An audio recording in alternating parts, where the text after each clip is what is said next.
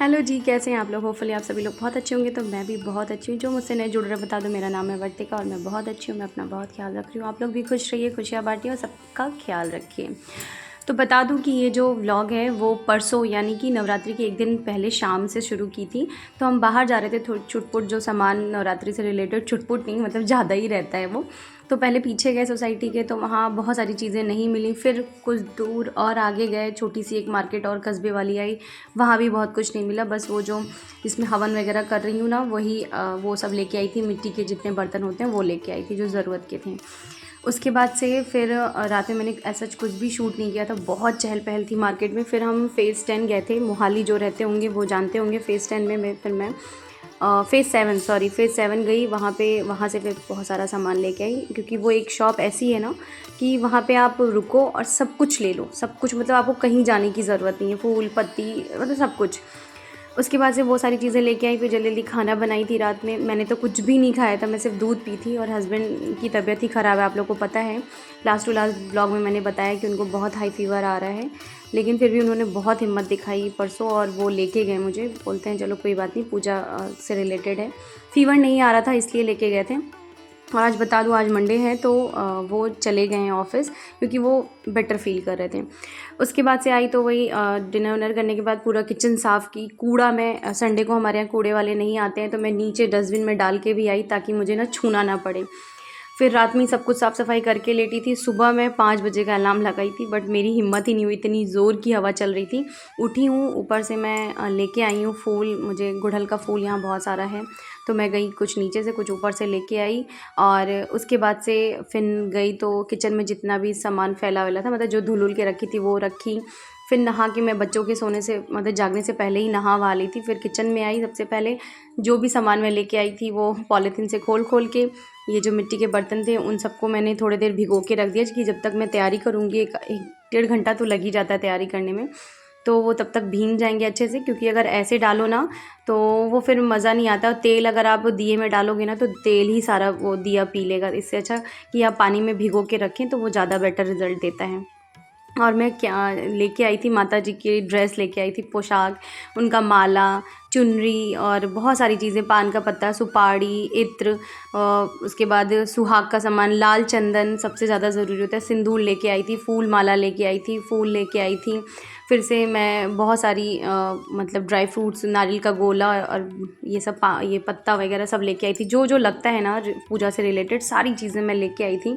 मैं एक लिस्ट बना के लेके गई थी। गांठ वाली हल्दी, सूखी हल्दी, पंचमेवा, मखाना, बताशा माता जी को बहुत पसंद है, तो बहुत सारी चीज़ें जो भी होती हैं। और यहाँ पे जल वल भर के रख ले रही, क्योंकि अब मैं घट की स्थापना करूँगी। घट स्थापना का टाइम शायद 10:30 11:30 से 12:30 था, तो मेरा अप्रॉक्स उसी बीच में ही घट स्थापना हुआ।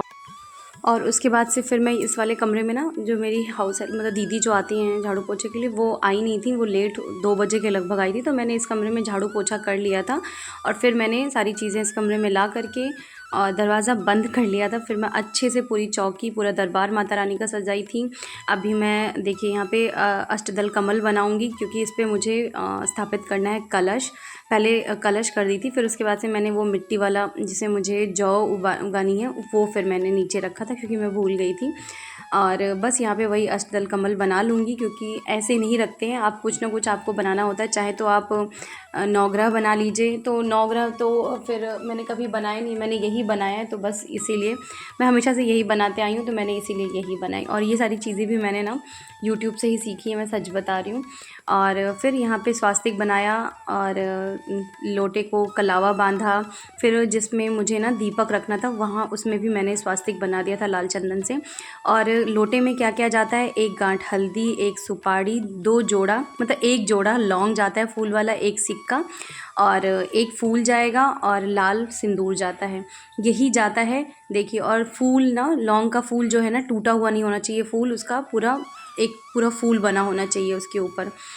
और बस यहाँ पे मैं थोड़ा सिंदूर डाल के और गंगा जल डाल दूँगी, और उसके बाद से एक फूल डाल करके इस पे मैं वो पत्ता जो है आम का पल्लो जो होता है उसको मैंने हल्दी कुमकुम लगा करके सारी चीज़ें उस पे मैंने रख दी। अभी तो नारियल ऐसे रखा है, बट अभी मैं खड़ा कर दूँगी, देखिए। और यहाँ पे मैं अब जौ बो रही हूँ, क्योंकि मिट्टी मेरे घर की ही थी, मतलब यहाँ गमले की ही थी, तो इसमें मैंने अच्छे से मिट्टी हस्बैंड से ले ली थी और उन्होंने फोड़ के अच्छे से दे दी थी। और अब मैं इसमें जौ लगा दूँगी। अब ये जौ लोटा जो है मैं इसी बीचों बीच रख दूँगी और वो उठा के मैं इस पर रख दूँगी। और अब मुझे फ़ील हो रहा था कि ये मिट्टी वाला जो ये था ना, इसको नीचे रख देना चाहिए था, क्योंकि फिर माता रानी अच्छे से दिखती। कोई बात नहीं, अगली बार कर दूँगी। फिर मैंने गणेश जी की भी स्थापना की। वहाँ पे मेरे पास गणेश जी हैं अष्टधातु के, तो मैंने उनको बिठा दिया। नहीं है तो आप पान के पत्ते पे सुपारी रख करके आप उनका आवाहन कर सकते हैं। तो यहाँ पे भी मैं हल्दी कुमकुम लगा दूँगी भगवान जी को, माता जी को, कलश पे, जौ जिसमें बोई हूँ, सारी चीज़ों पे अब मैं तैयारी कर रही हूँ। और अब मैं फूल माला वगैरह जो जो होता है वो सारी चीज़ें आप भी करते होंगे और मैं भी कर रही हूँ। तो चलिए, ज़्यादा वॉइस ओवर नहीं करूँगी, एंजॉय कीजिए।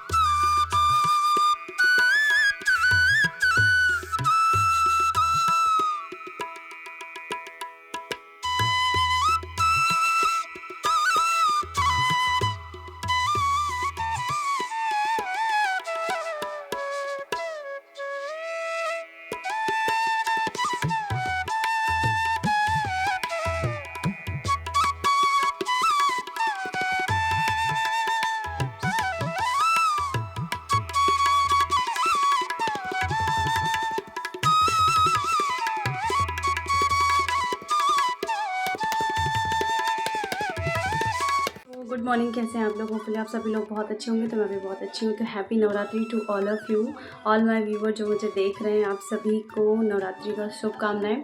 और बस यहाँ पे मैंने घट स्थापना कर दी है, माता जी को विराजमान कर दिया है। अब मैं जा रही हूँ आगे की पूजा करने। सब लोग वैसे ही करते होंगे, तो मैं पढ़ती हूँ दुर्गा सप्तशती अध्याय पढ़ती हूँ, बहुत सारी चीज़ें उसमें वो पढ़ती हूँ। तो वो सब दिखाने का मतलब नहीं है, सब लोग आप अपने हिसाब से ही पूजा वगैरह करते हैं। तो जस्ट मैं अभी आपको सामने से लुक दे रही हूँ, एक दिया और दीपक और जला देती हूँ। तो बस अब शुरू करूँगी पूजा, क्योंकि मुझे 1 घंटा लगता है पूरा सप्तशती पढ़ने में। तो वो उसके लिए, उसके बाद से फिर जो जो मैं आज करूँगी दिन भर का रूटीन आपके साथ शेयर करूँगी। तो बोलिए ज़ोर से, जय माता दी, जय हो।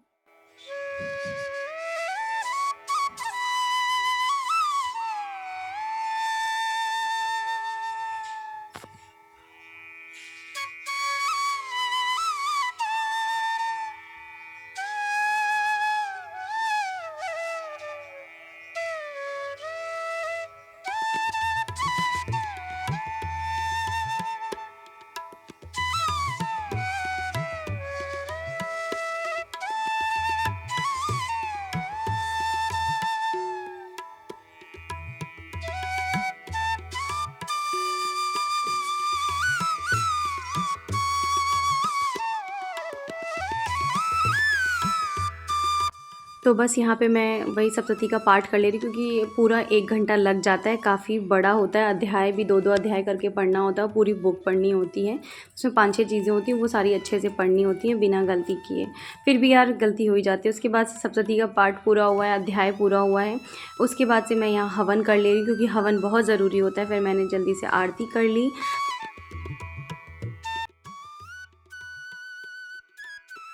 तो मैंने खूब ढेर सारा फ्रूट्स काट दिया था और हम सब मिल के खाए थे, अविका, मैं और ये सभी लोग।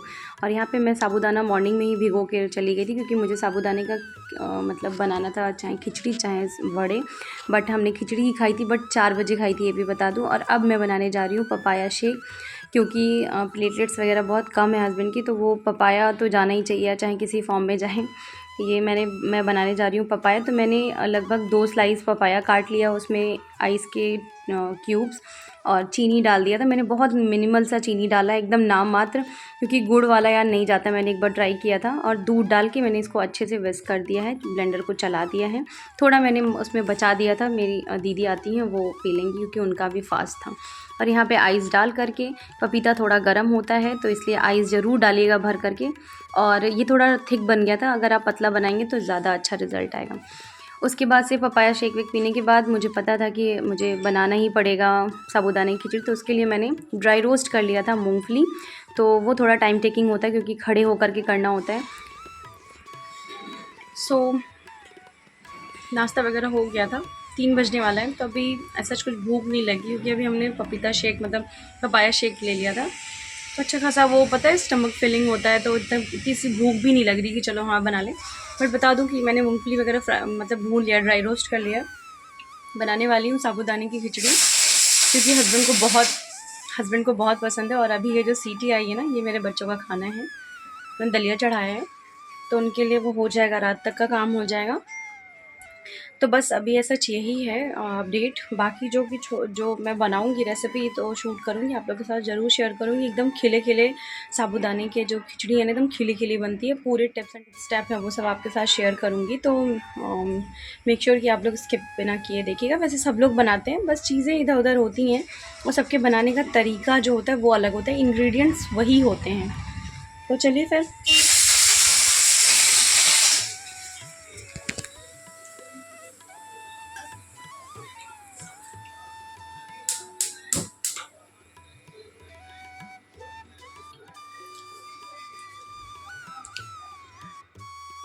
तो यहाँ मतलब बच्चों को मैंने खाना खिला दिया था, दलिया बनाया था उन लोगों के लिए। तो अब मैं आ गई थी किचन को फिर से चमका करके अपने लिए साबूदाने की खिचड़ी बनाने। तो पहले 2 आलूओं को छील करके इसको काट करके अच्छे से पानी में भिगो देंगे, जितना भी इसका स्टार्च वो जो निकलता है वाइट वाइट ना वो निकल जाए। तब पता है एक तो हस्बैंड को डायबिटीज़ है और बिना आलू के ना कुछ भी नहीं अच्छा लगता है, वो आलू खाना नहीं चाहते, इसलिए मैं इसको ना ठंडे पानी में रख देती हूँ जिससे इसका पूरा सफ़ेद वाला जो स्टार्च होता है वो निकल जाए।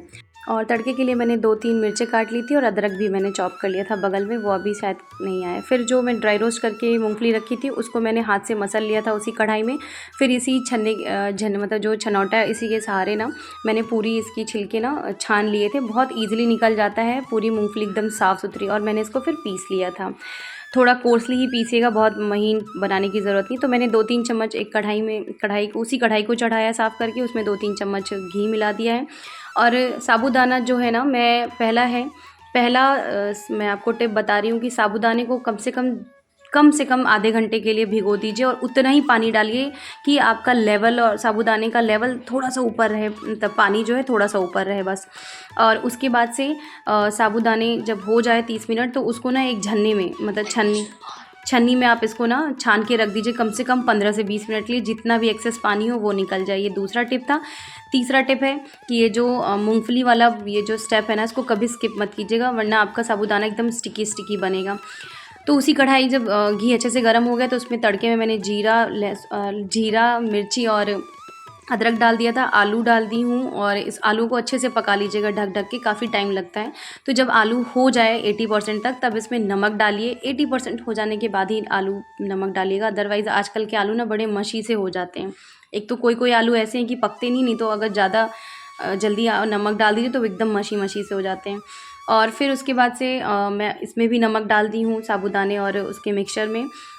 दोनों जगह मैंने बराबर नमक डाला है अपने टेस्ट के अनुसार, आप भी अपने स्वाद के अनुसार डालिए। फिर जब आलू अच्छे से हो गया तो मैंने पूरा साबूदाना जो मिला के रखी थी मूंगफली उसको डाल दिया। उसको अच्छे हल्के हाथ से चलाइएगा, नहीं तो आलू तो ऑलरेडी ऐसे मशी अजीब सा लगता है।